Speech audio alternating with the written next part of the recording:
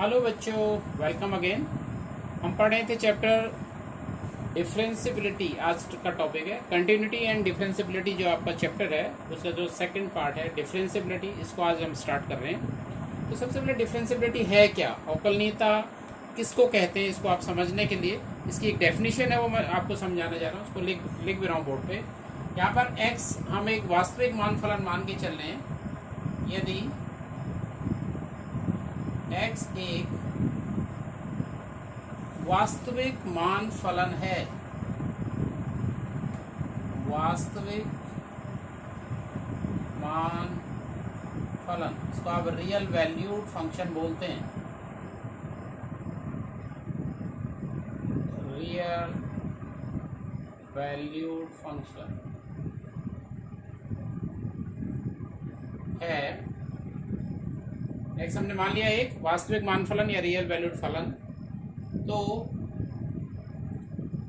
Limit h tends to 0 f x plus h minus f x upon h से परिभाषित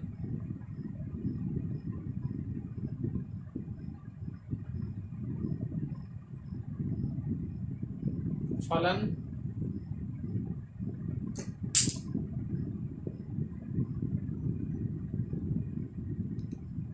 जहाँ कहीं भी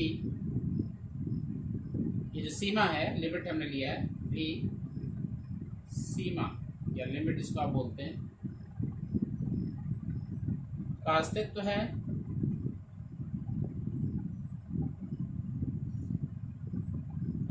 है, को x पर f का अवकलज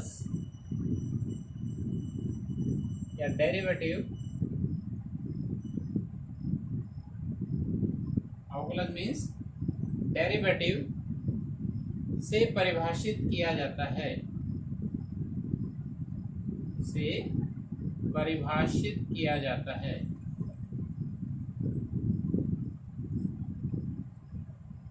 इस ढंग से इसकी डेफिनेशन को लिखा जाता है। यहाँ पर हमने x एक रियल वैल्यूड फंक्शन माना है, तो एक लिमिट हमने निकाल ली है। Limit h tends to 0 f x plus h minus f x upon h. तो ये जो अगर ये जहाँ पर भी ये एग्जिस्ट करता है, ठीक है, जहाँ पर भी एग्जिस्ट करता है तो हम बोलते हैं वहाँ पर x, वहाँ पर f का जो डेरिवेटिव होगा, x पर f का डेरिवेटिव से इसको हम रिप्रेजेंट करते हैं और इसको हम f डैश x करके लिख सकते हैं। f डैश x इसको रिप्रेजेंट किया जाता है। f डैश x का मतलब है f का डेरिवेटिव, f का अवकलज, limit h tends to 0 f x plus h minus f x upon h. ये क्लास 11th में भी आपने पढ़ा होगा, जब प्रथम सिद्धांत से अवकलज हम आपको वहाँ बता रहे थे, तो हमको आपने ये चीज़ सीखी थी वहाँ पर। तो मान के चलते हैं y equal to f x एक फलन है, y जो है x का फलन है। तो इसको देखिए किस किस ढंग से हम लिख सकते हैं। y इक्वल टू यदि एफ एक्स है तो जो डेरिवेटिव को लिखा जाता है वो एफ डैश एक्स करके, जैसे मैंने यहाँ पर आपको बताया, इसको एफ डैश एक्स करके लिखते हैं। इसको लिखने का और तरीका भी है, जैसे वाई डैश करके भी हम इसको लिख सकते हैं। वाई डैश का मतलब भी एफ डैश एक्स ही है। वाई वन करके भी कहीं पर आप इसको पढ़ेंगे, वाई वन करके भी हम इसको लिख लेते हैं। वाई वन और ये सब चीज़ें एक सी चीज़ है। या आप डी वाई बटे डी एक्स करके इसको लिख लेते हैं, एक्स के सापेक्ष वाई का डेरिवेटिव। या आप इसको D F upon D x करके भी लिख लेते हैं, एफ, या कहीं पर D F x upon D x करके लिखा हो। ये सब चीज़ें एक से चीज़ें, मतलब ये सारी चीज़ें यहाँ इसके डेरिवेटिव को प्रदर्शित कर रही हैं, रिप्रेजेंट कर रही हैं। y equal to f x एक फलन है, एफ डैश एक्स हो, चाहे वाई डैश हो, चाहे वाई वन हो, चाहे डी वाई बटे डी एक्स हो, चाहे डी एफ बटे डी एक्स हो, या डी एफ एक्स बटे डी एक्स हो, एक ही चीज़ है। ठीक है, ये सब चीज़ रिप्रेजेंट कर रही है इसका डेरिवेटिव।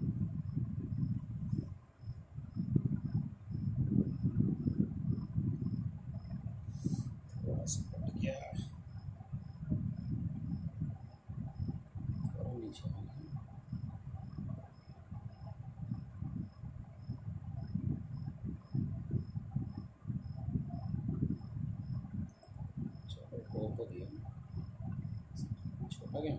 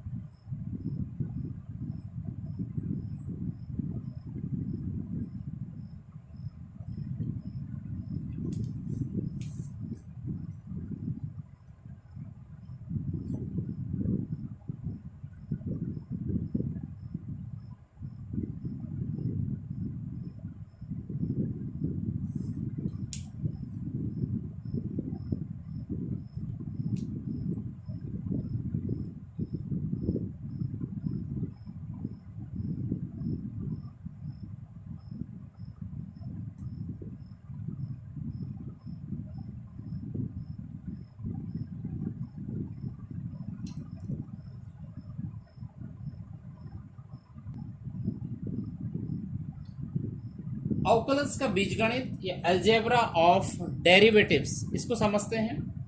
यहाँ पर हम मान के चलते हैं u और v, u एंड v ये दो x के फलन है। u and v both are the function of x, both are the function of x।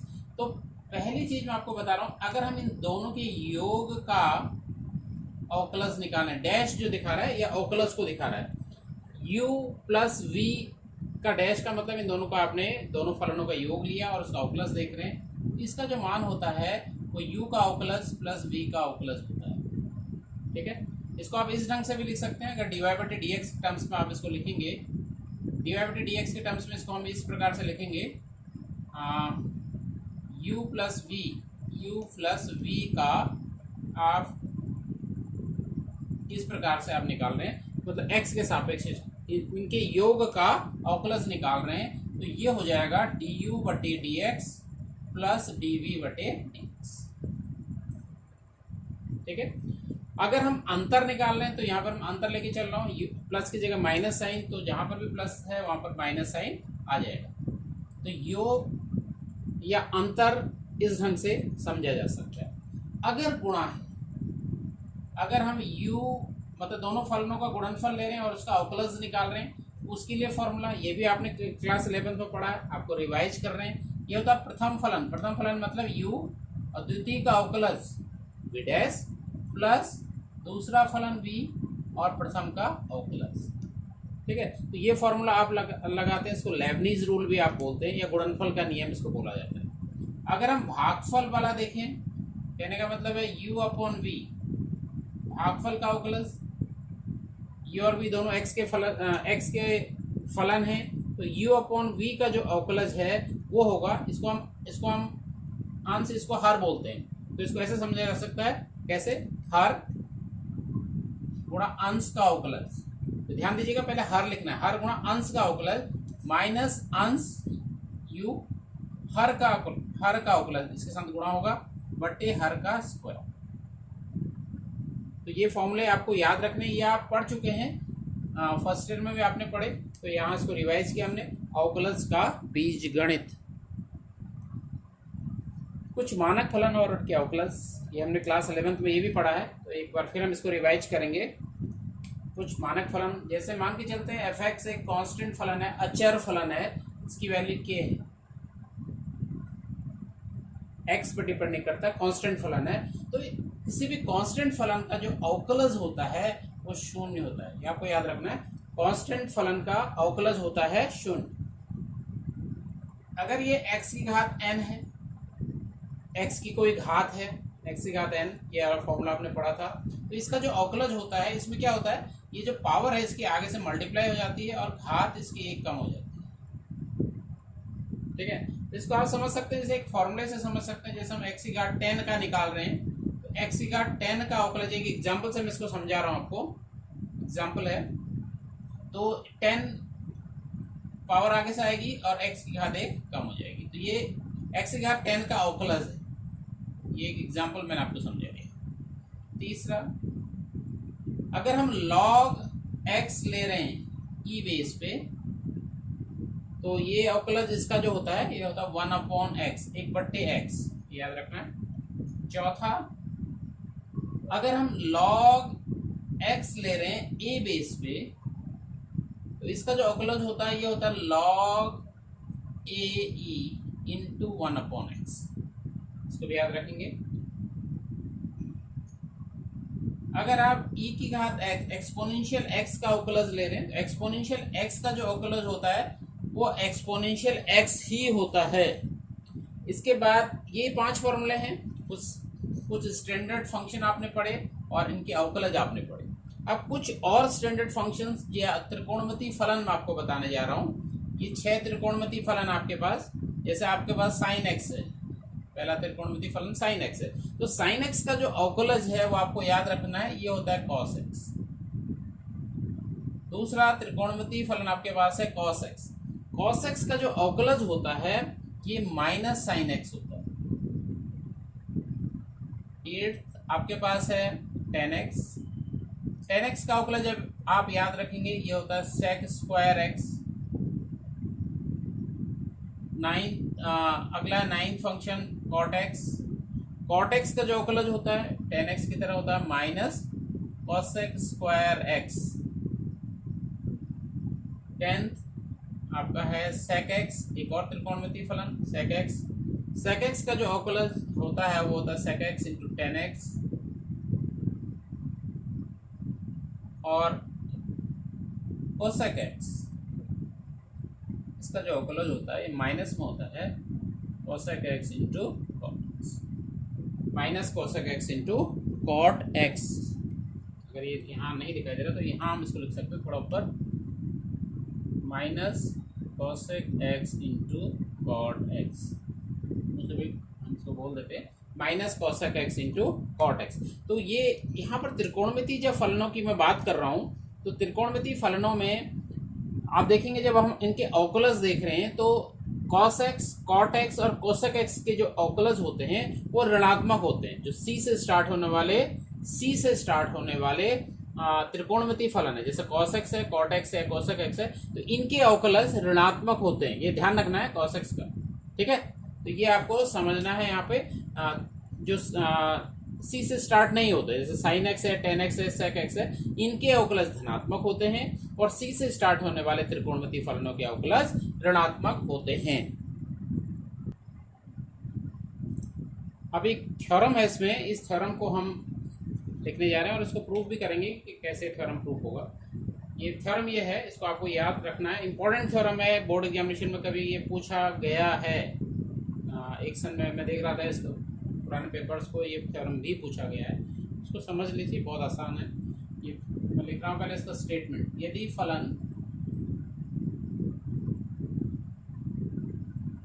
f अपने प्रांत के किसी बिंदु, अपने प्रांत के किसी बिंदु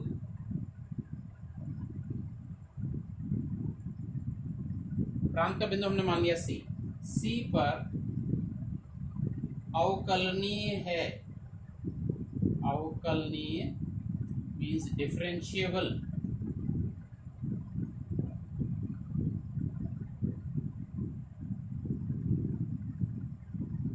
है, डिफरेंशिएबल है, तो उक्त बिंदु पर, मीन्स वही x बराबर सी की हम बात कर रहे हैं, उक्त बिंदु पर वह संतत भी है, संतत भी, संतत को हम बोलते हैं कंटिन्यूअस,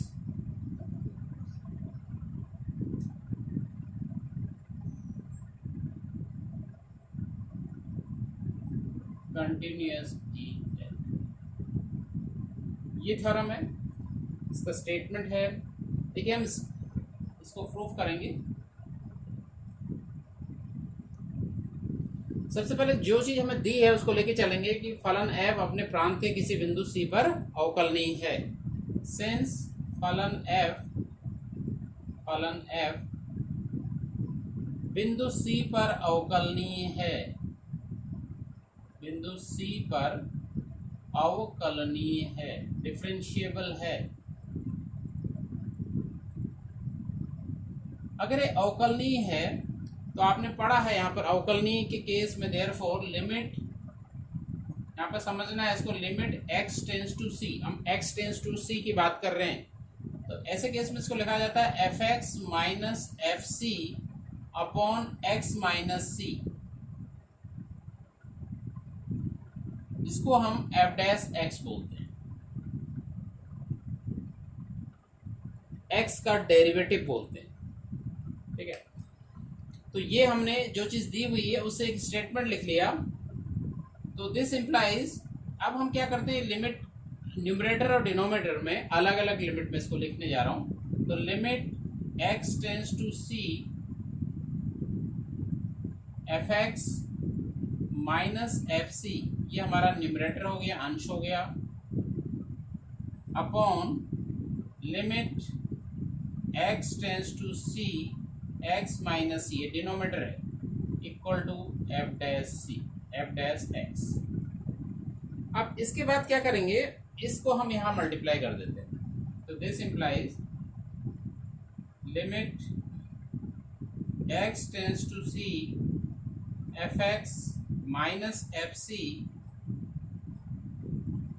इक्वल टू, इसको यहाँ हम मल्टीप्लाई करेंगे, f dash x into limit x tends to c x minus c,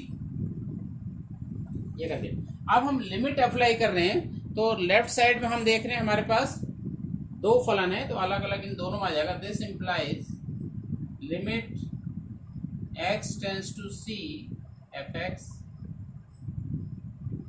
minus limit x tends to c fc equal to, यहाँ पर f dash x, limit apply करेंगे तो x की जगह c रखना, c minus c, c minus c।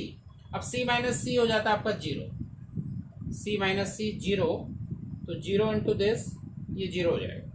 और यहाँ पर हम लिखेंगे this implies limit x tends to c fx। अब ये तो ऑलरेडी c के टर्म्स में है, तो यहाँ पर ये कांस्टेंट इसको हम मान सकते हैं, तो x टेंस टू c भी लगाएंगे तो इसका मान fc ही रहेगा, fc equal to f dash x into 0, f dash x into 0, c minus c 0। तो this further implies limit x tends to c fx minus fc बराबर 0 से मल्टीप्लाई करके इसकी वैल्यू हो जाएगी 0।